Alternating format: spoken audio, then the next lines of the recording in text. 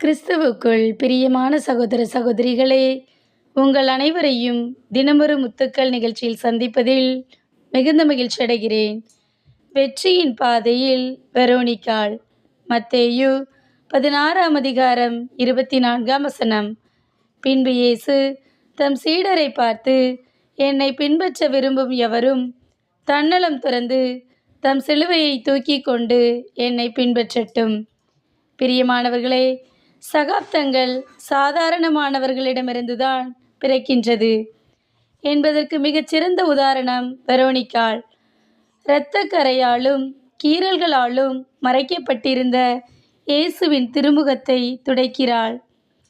ஊர்கூடி வேடிக்கை பார்க்க நமக்கேன் வம்பு என சுற்றத்தாரும் சுற்றி நிற்க துணிச்சலாய் செல்கிறாள் வெரோனிகா.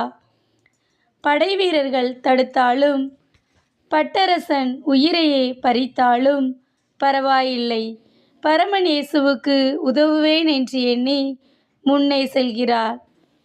தன் செயலுக்கேற்ற கைமாறையும் பெறுகிறாள்.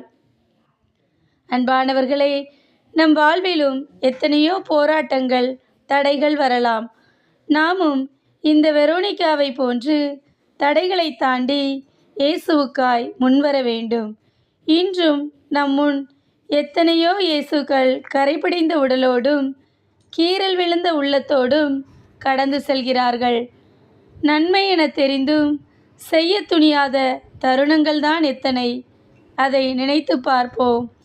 என்னை பின்பற்ற விரும்பும் எவரும் தன்னலம் துறந்து தம் சிலுவையை தூக்கி கொண்டு என்னை பின்பற்றட்டும் என்று இயேசு கூறுகிறார். நாமும் வெரோனிகாளை போன்று தன்னலம் துறந்து நன்மை செய்ய முன்வருவோம். தடைகளை தகர்த்தெறிவோம். அன்பு இறைவா, நன்மை செய்ய எனக்கு பலன் இருந்தும் நாங்கள் செய்ய துணியாத தருணங்கள் எத்தனையோ. அதை நினைத்து மனம் வருந்துகின்றோம்.